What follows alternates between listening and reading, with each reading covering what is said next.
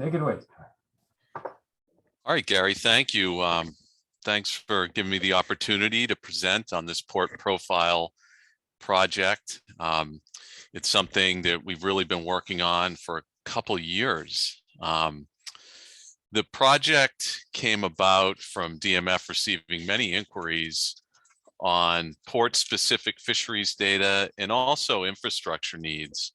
Oftentimes, we get last-minute calls from government officials or politicians that need a quick snapshot of a municipality's commercial fishing industry or their fishery and their infrastructure needs. And oftentimes you can imagine those come very last minute, like, hey, the governor's going to Gloucester tomorrow. Can you give us a snapshot on the commercial fishing industry? So, that's one need that this report helps to fill. And the other is the fishing industry itself reaching out about certain infrastructure challenges that they have in discrete ports, especially, but also statewide. So, Dan and I were kicking around this idea of this report in our office for a while, and we were lucky enough to have Urban Harbors Institute from UMass Boston be the lead on the project, and it was funded by a seafood marketing program grant in 2019. So I really want to start by thanking the Urban Harbors Institute for their hard work on this and what I think is a really useful and well put together report. They were the lead, but the team consisted of not only Urban Harbors Institute, but DMF, primarily Dan, myself, and the Statistics Project.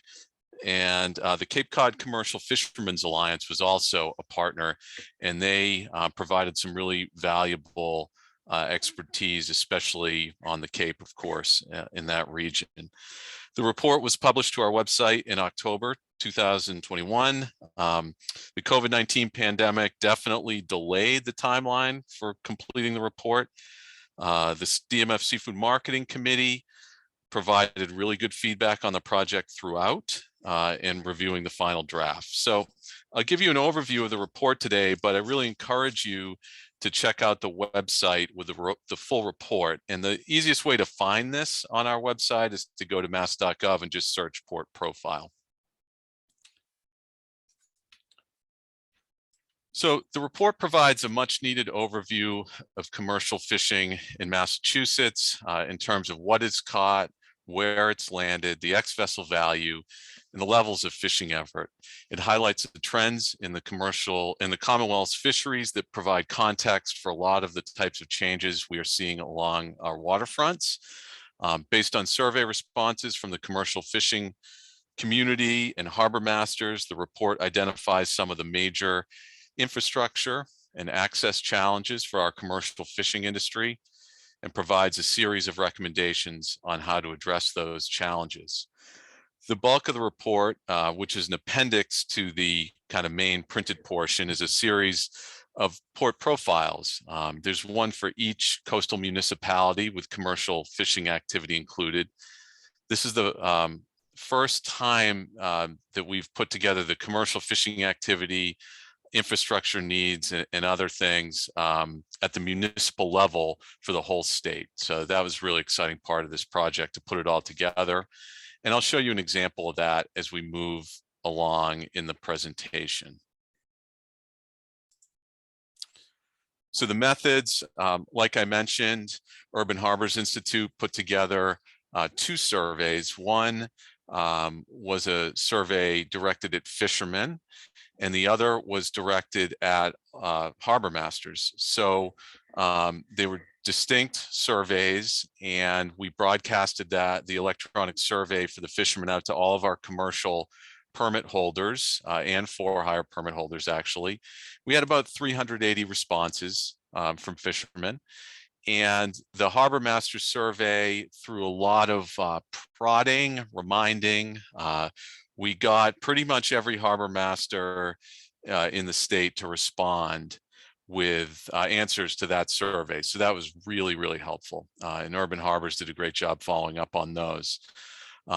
In addition, we use statewide commercial fisheries data to analyze what's going on statewide, but also port by port. The data that we used was dealer data because that includes value. So that's why we chose to use dealer data as opposed to harvester data. And we also relied on our permitting data as well to kind of quantify things like the number of vessels home ported in a particular municipality and things like that. There were definitely unique challenges to this as we really got into it, and a little bit more than maybe we thought of going in. Data confidentiality, when you start breaking out landings by municipality, becomes a challenge very quickly. So as a reminder, we go by the rule of 3 in reporting fisheries data. So you need to have 3 fishermen and 3 dealers involved in a data set to release it publicly. So you can imagine in smaller communities or species that are landed in lesser quantities, those data confidentiality issues popped up quite often, and they did. And so we had to find some creative ways to deal with that, and I'll show you that in the example coming up. But definitely something that kind of made that data work more challenging. In that you had to kind of go through each municipality, check for those confidentiality issues, and make some decisions on how you're going to report out on the activity there. The other challenge we had was it's a snapshot in time, of course. And so when we started this work in 2019 and 2020, we were using 2018 commercial fisheries data because that's what was available at the time. Well, we didn't publish it till the end of 2021, and here we are now in early 2022. And in 2018, commercial fisheries data sounds a bit dated, which of course the general stories usually stay the same, but it is a bit dated, and I'll talk about that a little later. So we do hope to regularly update, especially the fisheries data piece of this report. The other challenge, of course, the survey response rate. It's a little bit difficult to sometimes get the commercial industry to engage and respond. We did get 380 responses. One thing where we suffered due to COVID is Urban Harbors in their initial proposal had suggested doing some outreach events, some dockside meetings, if you will, and we just weren't able to do those because of COVID. To sort of boost that response rate. So we had to rely on industry members that might be a part of our seafood marketing steering committee and other groups to kind of get the word out, help us get some of the responses we needed, or even fill in some of the blanks for certain municipalities where we were a bit lacking maybe on responses. So we were able to find other ways to do it there, but COVID did kind of get in the way there and throw up a bit of a challenge. So in the main body of the report, we look at some of the statewide information in addition to the port by port stuff that's in the appendix. And so we did present in the report kind of a snapshot of the statewide fishery, and that includes things like this table, the top 10 ports ranked by 2018 ex-vessel value. There's really no surprises at the top. Of course, you've got New Bedford at the top, being driven by sea scallop landings. Gloucester follows with being the #1 lobster port in the state, and still having groundfish landings and other species, just being a big port. But then as you go down the list, there are interesting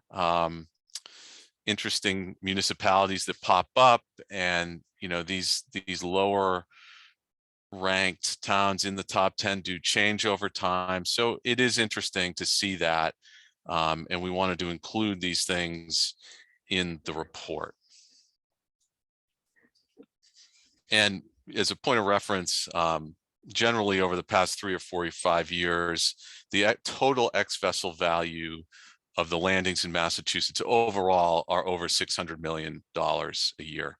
So if we have time at the end, I'll show you some slides that of figures that weren't in the report, but show you why we really need to consider updating the data piece of this regularly. We also include, of course, the top 10 species harvested by X vessel value, sea scallop at the top, and then the next two, lobster and oysters. Those are our top two valued species coming out of state waters, and then so on from there. Interestingly, here's our first confidentiality issue. Ocean quahogs, even as the 7th ranked in terms of value in the state, doesn't meet the confidentiality rule. My guess is there's not enough dealers involved, but maybe it's vessels too. But just interesting where you see these confidentiality issues pop up that you might not expect them. And then, of course, this list usually stays similar at the top and has changed over time at the bottom of the top 10. So in terms of the infrastructure needs that we identified through the survey work, the biggies were dredging, berthing, and that's permanent berthing, space for offloading and loading, parking and boat ramps. And in addition to the permanent dockage and berthing, transient dockage was also identified as an issue, so that falls in there. So these are the top 5, and they really did stick out across municipalities. Of course, there are other issues that are identified in the report, but these were the top 5.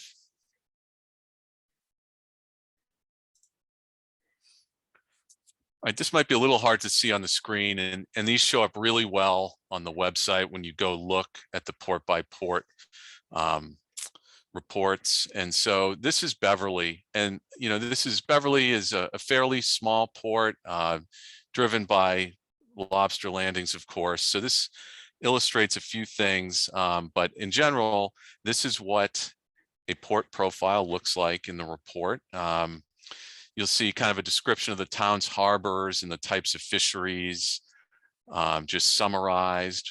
We provide information about the X vessel value of landings, number of pounds landed in total, number of vessels home ported, and level of fishing effort, sort of the high level thumbnail sketch of what's going on. We try to list the top 3 species harvested for each port. And of course, that can be difficult for some of the smaller municipalities that might not have that. And we wanted to show the 5-year trends in effort and landings and value. And we decided we had to do this by category: finfish, invertebrates, which includes your lobsters and crabs, and shellfish. And the reason we did that was to try to address some of the confidentiality issues. Beverly is an example where, because it's driven by lobster, it's the invertebrate landings that are driving landings and value. And then you can see finfish and shellfish. A little bit's landed for shellfish, maybe it's a little bit of sea scallops, finfish, maybe a little striped bass or something like that, but they're confidential. So you see them start out in these 2 figures that show landings and value. And for Beverly, the trend has been pretty consistent in terms of landings and value, and also the black line there in the landings table, which is the number of active harvesters. So some municipalities, you're going to see different trends, and that's really interesting to see. And then the final page for each profile gets into the infrastructure needs that were identified in the survey. Not only needs, but also what is available in each port. So this was where those surveys came in, and Urban Harbors did a lot of work distilling that information down into something that was really digestible in these profiles to identify the challenges, the needs, and what's available. So, I really encourage you to look through these, because they do look a little different depending on the size of the port and what's being landed and what can be displayed. So it was a bit of a challenge to kind of come up with a standard format here, and we went through a bunch of different iterations. but this is what we settled on, kind of to easily and simply display the information.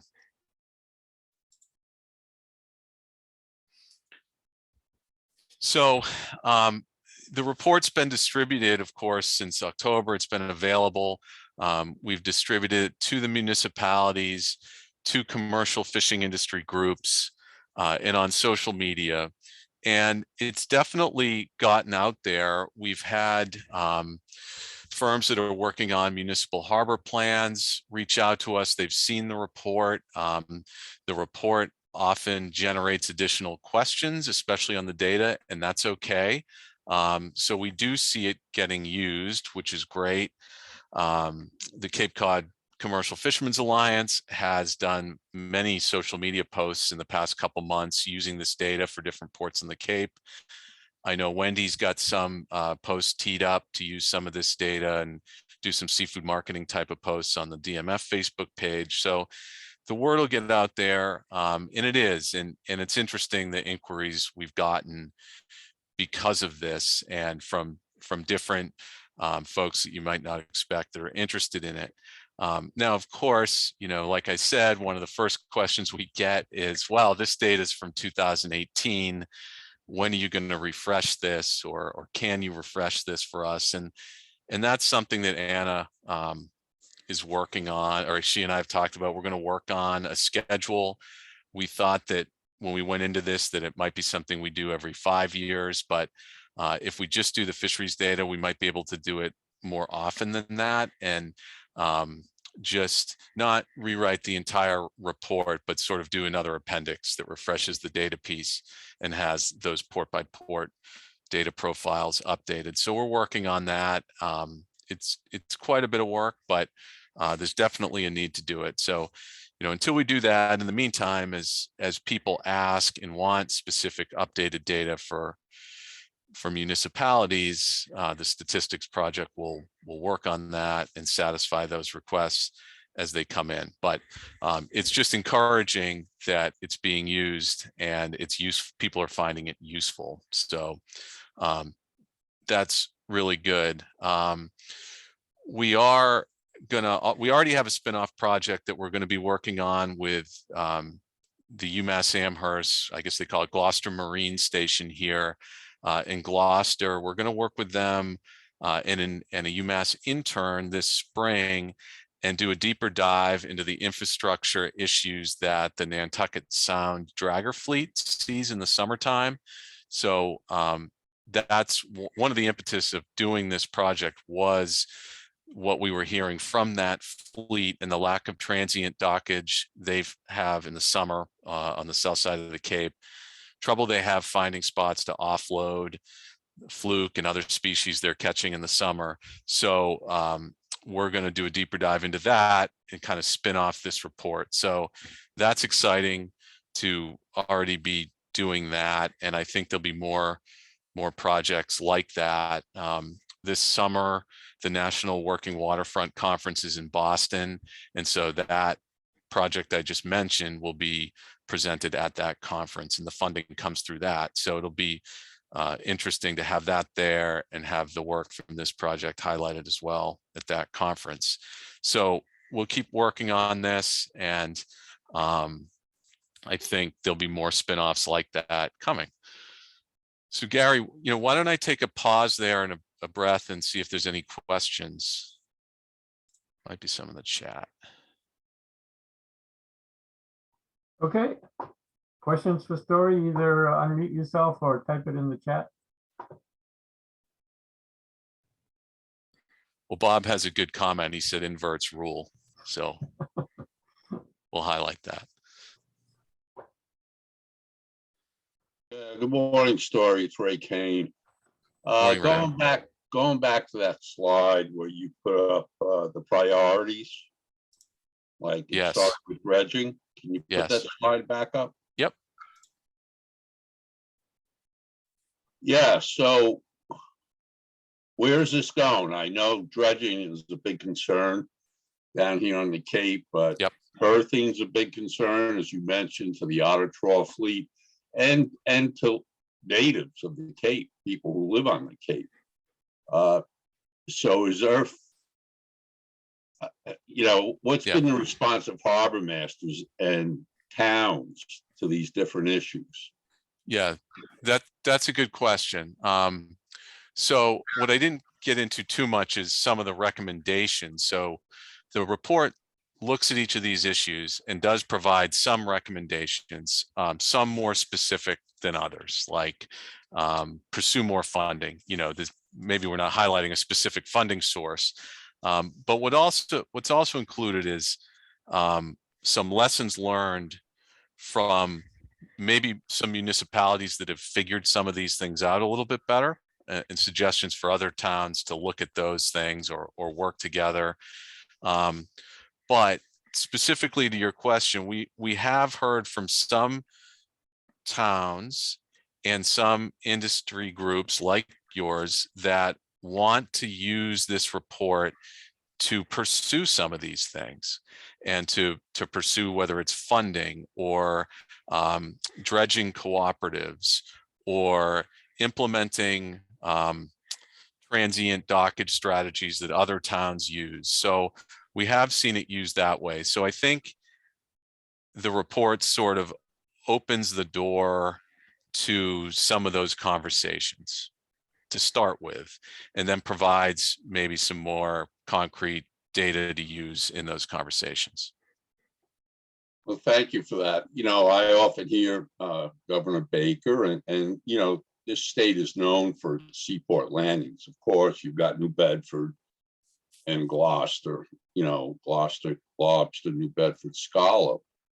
How have the municipalities reacted to this report? I mean, is it just kick the can down the road? Okay, this is another report from DMF, but when you want to tell the country that you're a huge seafood state, I mean, these things have to be addressed. And I'm just curious as to how the towns and the municipalities are reacting to your report. Some that I've talked to are shocked at the value of the fisheries in their municipalities. They just they didn't know. Maybe it's a selectman that their background is not in the waterfront. And when you put a number on it and display it like this and put it in context with the rest of the state, I think it's eye-opening for many towns. And so I think that's a real value of this report as well. Thank you very much, DMF. You did a hell of a job on this, along with the University of Mass, Boston. Thank you. Story, I've got a question. Go ahead. Sure, Micah.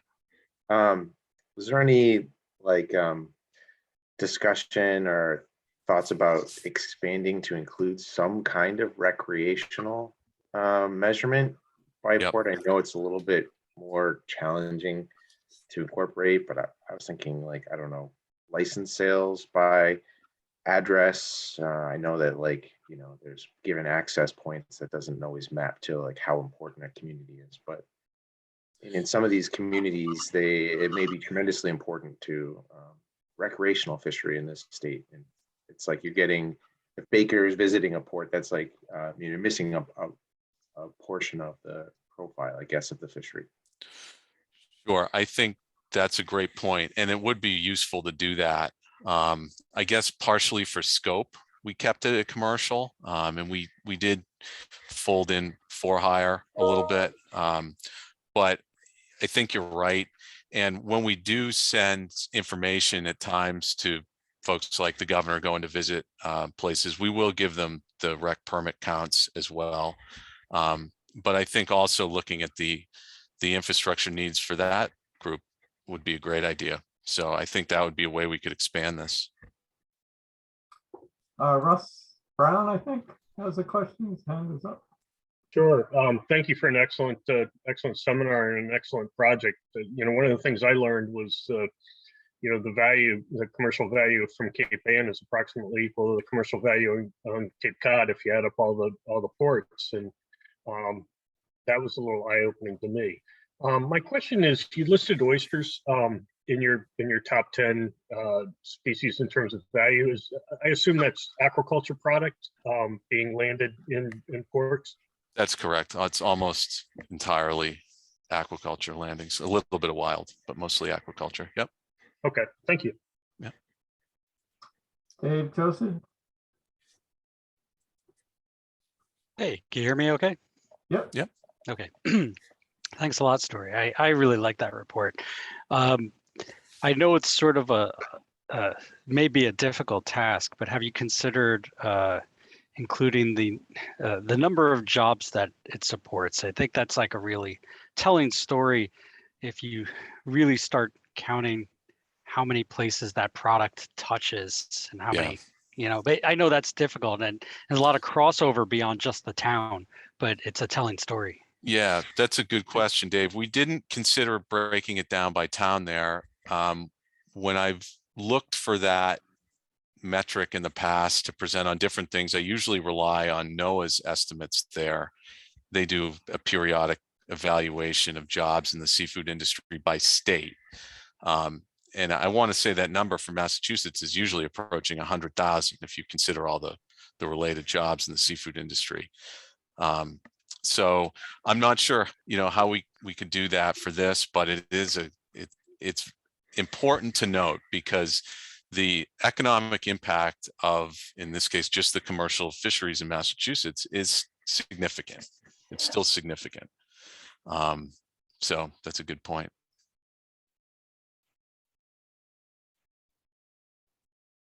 Other questions? Were you gonna just continue on something? I've just got a couple bonus slides. Okay. All right, so let me do that. And at first, I just want to thank everybody involved again on this. Urban Harbors Institute, Kristen Uterwick and Kim Starbuck, the Cape Cod Commercial Fishermen's Alliance, Seth Rollbine and Stephanie Sykes were very involved. And from DMF, it was really Dan, myself, and the Stats Project of Anna, Eric Druskett, and Tom Hoops that we brought back to help with this. So it was a team effort, and we couldn't have done it without all those folks. And the Seafood Marketing Steering Committee as well, the steering committee for Wendy's program that really provided good feedback. So while we've got you, and this was in the newsletter that we published recently, but this is just a look at the running total of ex-vessel value and actually pounds landed across all species here. So COVID was a major hit for the seafood industry in 2020. We all know that. So the orange line you see here on the left side is the value of seafood in 2020, and it was low. It was below the previous 5-year average. But 2021 was an entirely different story for most species, not all. But in general, we bounced back from landings that were below $600 million in 2020, all the way up to $800 million, all-time record high for the ex-vessel value of all species landed in the Commonwealth. And you can see on the right, in the pounds landed. Add to that's excluding surf clams and ocean cogs, which will probably add another 20 million or so. Good point. And it's really driven by the value. If you look on the right, the total pounds landed is actually down. So the reason I bring this up is it's interesting. And also it goes to show why we do need to regularly update the landings information in that port profile project, because things change, they go up and down, and we want to account for that. And there's just a few more by species here. This is sea scallops, way up there at $500 million or more. And so obviously a lot of that bump up was driven by this rise in sea scallop value. Also, the next one, lobster, was at all-time highs at over $120 million. And the total pounds landed was right in the norm of 16 to 17 million pounds. And Maine actually just published their lobster landings value, and they saw the same thing, of course, for last year. So this shows that we saw the same thing in Massachusetts. And then somebody had a question about oysters. Here's oysters, not quite a complete bounce back. So 2020, oysters being primarily served in restaurants. We know that the oyster fishery took a huge hit in 2020, as evidenced by that orangey line there. And then the yellow line, they didn't quite bounce all the way back up to 2019 levels, but they were above the 2015 to 2019 average. You can also see, and Anna, I don't know if you have anything you want to add about the pounds landed on the right. The little ignore bump. the bump.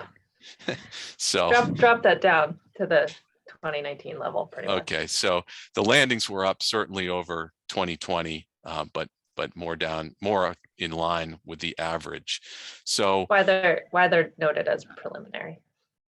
okay, so just wanted to point all this out that there was a major bounce back in the landings value of much of our seafood in 2021, and it does point to the need to update these data periodically. So you're looking at what's most accurate. So we'll see what 2022 brings for all this, for value, for our opportunity to maybe refresh the data in this project. So I think that's all we've got, Gary, unless there's any more questions.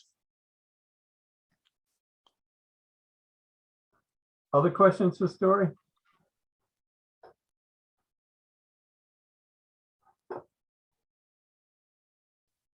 Not hearing any. I want to thank Story for taking his time out to give us this presentation, and the reports on mass.gov, you said?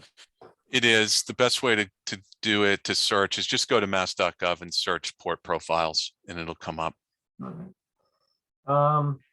So next seminar will be March 1st, and we have Dave Matilla from the Center for Coastal Studies.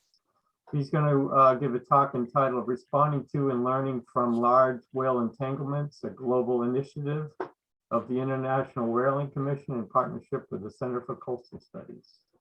So I will send out that announcement like the Friday before. So hopefully we'll see you then.